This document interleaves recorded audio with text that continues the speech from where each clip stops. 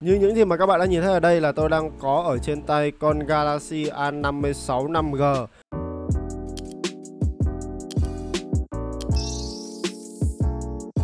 Và trước khi chúng ta bắt đầu vào video thì tôi cần phải cảm ơn tất cả các bạn trước, bởi vì cái video trước khi mà tôi review con máy này ấy đã được khoảng hơn 23.000 view.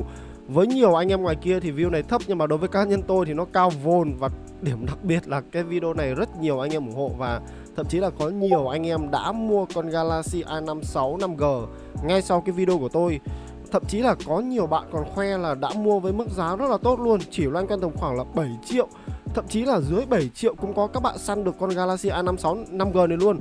Và tôi thề với các bạn luôn là nếu như mà các bạn thật sự là mua được với mức giá chỉ rơi tầm khoảng 7 triệu thôi là tôi thấy nó rất ngon và rất thơm. Tôi thề là bao nhiêu cái sự may mắn của các bạn trong năm vừa rồi là đổ dồn hết vào con máy này luôn rồi đấy. Bởi vì sau một quãng thời gian tiến đến thời điểm từ cái lúc mà tôi làm video đó cho đến tận thời điểm hiện tại ấy, thì tôi thấy là con Galaxy A56 5G này nó chỉ ngon theo thời gian thôi, chứ gọi là tốn tiền đâu các bạn ạ. Nó thật sự là nó ngon dần theo thời gian luôn đấy. Đấy, Mùi Mẫn cảm ơn các bạn thấy là đủ rồi. Nhưng bây giờ tại vì sao tôi lại làm thêm một cái video liên quan đến con Galaxy A56 5G này nữa. Đây sẽ không phải là một video review nữa, bởi vì những cái mà liên quan đến thiết kế, ngoại hình, màn hình hoặc là camera thì tôi cũng đã nói rất kỹ trong cái video vừa rồi. Tuy nhiên cái điểm mà tôi nói rằng là vì sao con Galaxy A56 5G này nó ngon theo thời gian, đó chính là về mặt hiệu năng. Đúng vậy, các bạn không nghe nhầm đâu. Ở thời điểm hiện tại nhá, cái hiệu năng của con máy này nó đã tốt hơn và nó đã được tối ưu hơn rất nhiều so với cái thời điểm mà tôi trên tay cách đây khoảng hơn 1 tháng trước. Cũng là con chip Exynos 1580 đấy nhá. Nhưng mà ở thời điểm đấy khi mà tôi chấm điểm Antutu của nó chỉ ra tầm khoảng là hơn 800.000 điểm thôi. Nhưng điểm Antutu mà tôi chấm bây giờ nha là đã đạt gần 900.000 điểm rồi. Và có một cái điểm mà cá nhân tôi rất thích khi mà trải nghiệm cũng như là sử dụng ở trên con Galaxy A56 5G này, đấy chính là cái nhiệt độ của nó tỏa ra quá ư là mát mẻ luôn. Ví dụ với bài test Antutu thì các bạn có thể thấy ở đây nhiệt độ của nó chỉ tăng lên đúng 3,3 độ C mà thôi. Từ 34 độ C lên cao nhất chỉ là 37,5 độ C. Tức là nó còn chưa đến 38 độ C. Và đây là một cái nhiệt độ rất là mát luôn. Trong khi đó rất nhiều những cái con máy khác ở trong cùng với khối mức giá này, ví dụ như là Poco S7 Pro thì cái nhiệt độ đúng thật là một cái vấn đề. Con máy đấy tôi thề với các bạn luôn, nó nóng dã man, nó toàn trên 40 độ C thôi.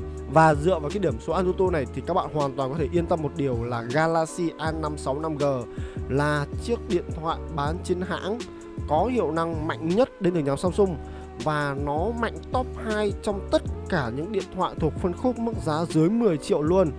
Và tôi đang chỉ nói là điện thoại trên hãng thôi nhá, chúng ta không so với hàng sát tay ở đây.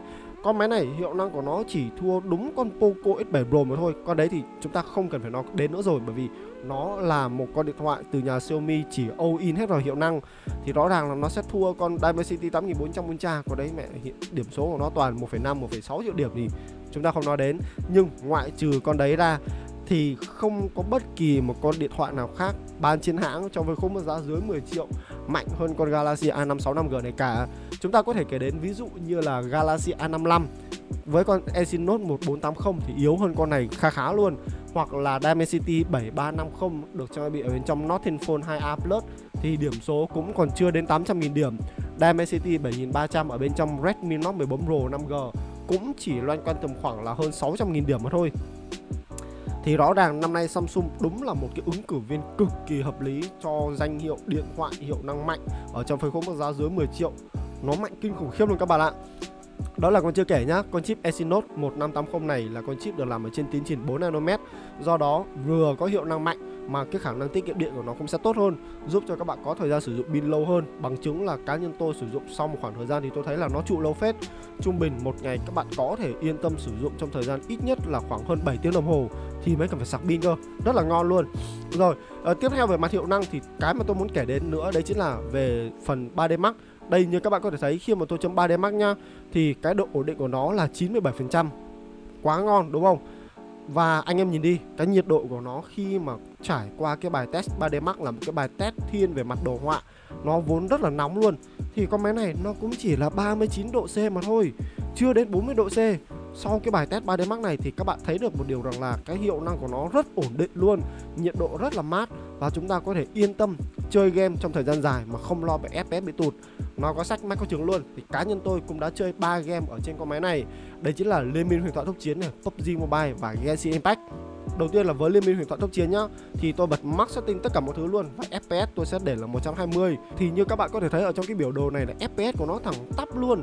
Cái FPS trung bình của nó sẽ là 118, và tôi thề với các bạn luôn là cái trải nghiệm khi mà chúng ta chơi game ấy, nó rất là mượt mà và thoải mái.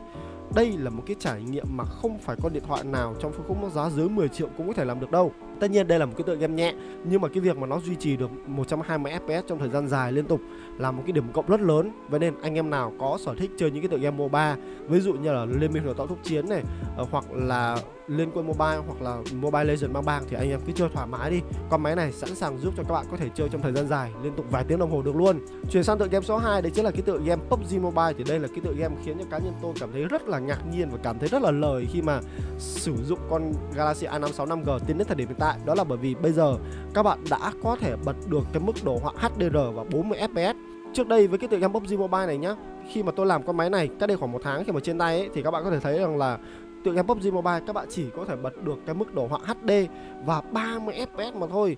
Tức là nó rất là thấp, và thậm chí là nó còn thua thiệt nhiều so với cả những chiếc máy khác trong cùng phân khúc giá này. Nhưng bây giờ thì cỏ lúa bằng nhau rồi các bạn ạ. Các bạn hoàn toàn có thể bật được đồ họa HDR và 40 FPS. Thậm chí nếu như mà chúng ta giảm xuống là cái mức đồ họa mượt ấy, thì các bạn hoàn toàn có thể lên được 60 FPS luôn. Hơi tiếc là chúng ta chưa lên được 120 FPS. Nhưng giống như tôi vừa mới nói cho các bạn nghe ấy, là trước đây các bạn chỉ có thể bật được HD thôi, và bây giờ chúng ta đã bật được cao hơn. Thì anh em yên tâm đi, là trong tương lai Samsung kiểu gì họ cũng sẽ làm việc với cả các bên thứ ba. Nhờ đó thì các bên đấy nó cũng sẽ hỗ trợ và tối ưu cho con chip Exynos 1580 để tốt hơn. Và chúng ta cũng có niềm tin rằng là sẽ chơi được những cái mức FPS cao hơn trên tựa game PUBG này. Bởi vì hiệu năng của nó, tôi nói thật là nó dư sức có thể chơi được những cái FPS cao hơn. Chẳng qua là bởi vì nó chưa tối ưu cho con chip của Exynos mà thôi, chứ còn nó sẽ tối ưu cho những con chip Snapdragon hoặc là Dimensity hơn. Nhưng mà trong tương lai, với những gì mà con Galaxy A56 này đang thể hiện, thì tôi tin rằng là nó cũng sẽ tối ưu dần dần thôi các bạn ạ. Và kể cả khi mà chúng ta để cái mức đồ họa là HDR và 40 FPS nhá, các bạn tiếp tục nhìn cái biểu đồ FPS mà tôi chấm ở đây đi. Trời ơi, nó mượt đét, nó thẳng tăm luôn. Và FPS trung bình mà tôi đo ra được là 39,78 là anh em biết rồi, nó chơi rất ngon. Do đó cái việc mà các bạn muốn chơi PUBG với FPS cao ở trên con máy này cũng ngon, cũng ok, không thành một cái vấn đề gì cả. Chuyển sang tựa game cuối cùng, cũng là cái tựa game nặng nhất, và cá nhân tôi nghĩ rằng là cũng là cái tựa game làm khó con Galaxy A56 này nhất, đấy chính là Genshin Impact. Với cái tựa game Genshin Impact này thì cái mức đồ họa tôi để sẽ là tầm trung, và FPS tất nhiên là tôi cũng sẽ để 60 rồi. Và nếu như mà các bạn để mức setting này nha, thì cái FPS trung bình của nó sẽ dao động từ khoảng là 45 cho đến 50 FPS. Tất nhiên rồi, với cái mức đồ họa này, đây anh em có thể nhìn thấy này, thì nó sẽ rất khó để có thể tối ưu được trong cái tựa game này, bởi vì nó là một cái tựa game khá là nặng và thiên về mặt đồ họa nhiều. Do đó cái việc mà duy trì được 60 FPS ấy là cực kỳ khó luôn. Nhưng mà nếu như mà các bạn kiểu chơi theo dạng là cố đấm ăn xôi, chấp nhận là cái mức FPS của nó drop xuống còn tầm khoảng là 40 cho đến 50 ấy, thì cá nhân tôi nghĩ là chơi vẫn được. Còn nếu như mà các bạn muốn mượt mà hơn thì các bạn hoàn toàn có thể để cái mức đồ họa xuống thấp, thì lúc này là cái chất lượng hình ảnh nó sẽ xấu hơn, nhưng mà bù lại chúng ta sẽ có một cái FPS nó ổn định hơn. Tôi có tham khảo mấy anh em ở bên Vật Vờ Studio có test ấy, thì nếu như mà các bạn để cái mức FPS là thấp ấy, thì lúc này FPS của nó sẽ dao động tầm khoảng là từ 50 cho đến 55 FPS. Cũng là con số mà chúng ta hoàn toàn có thể chơi Genshin Impact một cách khá là mượt mà. Đấy, bù lại thì hình ảnh nó hơi xấu một tí, thì đây là cái điều mà chúng ta hoàn toàn có thể đánh đổi được. Tất nhiên với một con chip mà có điểm số chỉ rơi tầm khoảng là gần 900.000 điểm ấy, thì cái việc mà chúng ta chơi Genshin Impact như thế này là tôi thấy cũng được rồi, khó mà có thể đòi hỏi được hơn. Nếu như mà các bạn muốn chơi hơn thì chỉ có thể là mua Poco X6 Pro hoặc là mua điện thoại xách tay mà thôi. Chứ còn hàng chiến hãng thì tôi thấy con máy này chơi Genshin Impact như này là nó cũng ngon rồi mà. Đâu có vấn đề gì mà để phàn nàn quá nhiều đâu, đúng không ạ? Quan trọng là nó chơi được Genshin Impact. Với mức cấu hình như thế nào thì tùy các bạn tùy chỉnh, tùy theo ý thích của các bạn thôi. Nó chơi được, nó chơi mượt, thế là ngon rồi. Cá nhân tôi đánh giá rất là cao vấn đề này luôn. Cái điểm cộng tiếp theo mà tôi thích ở trên Galaxy A56 khi mà chơi game, đấy chính là nó vẫn hỗ trợ đầy đủ tất cả những cái công cụ mà tôi cũng chẳng biết là Samsung gọi là gì, nó tôi tạm gọi là game mod đi ha. Thì đây là cái bộ công cụ nó tương tự như ở trên Galaxy S25 Ultra luôn. Đó, chúng ta sẽ có những cái công cụ này, chúng ta sẽ có những cái ứng dụng pop-up để có thể sử dụng trong quá trình mà chúng ta chơi game này. Chúng ta có thể lựa chọn cái khả năng tối ưu hóa trò chơi là cân bằng hoặc là hiệu suất để giúp cho cái trải nghiệm chơi game của chúng ta sẽ ngon hơn. Đây là cái điều mà trước đây những cái dòng điện thoại khác của Samsung chưa có nha. Nhưng với Galaxy A56 thì chúng ta đã có những cái tính năng hỗ trợ chơi game như thế này rồi.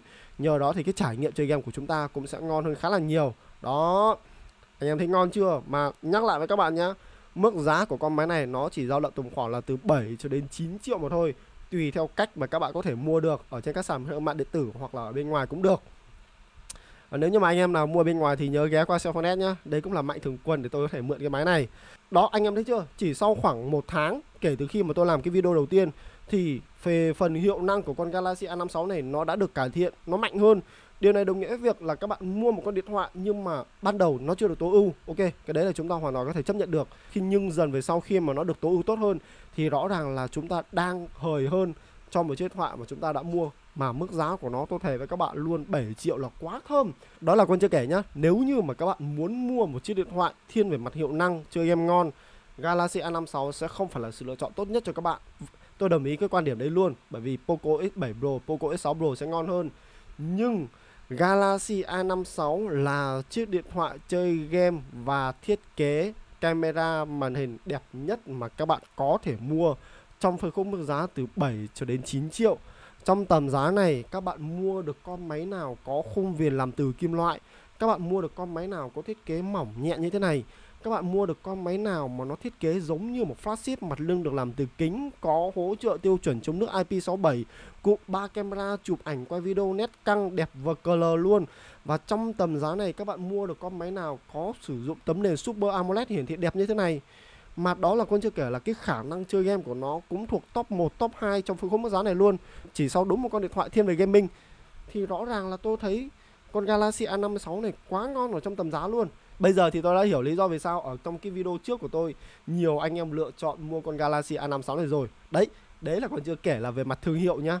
Samsung thì chắc chắn là ăn đứt các hãng điện thoại đấy từ Trung Quốc rồi.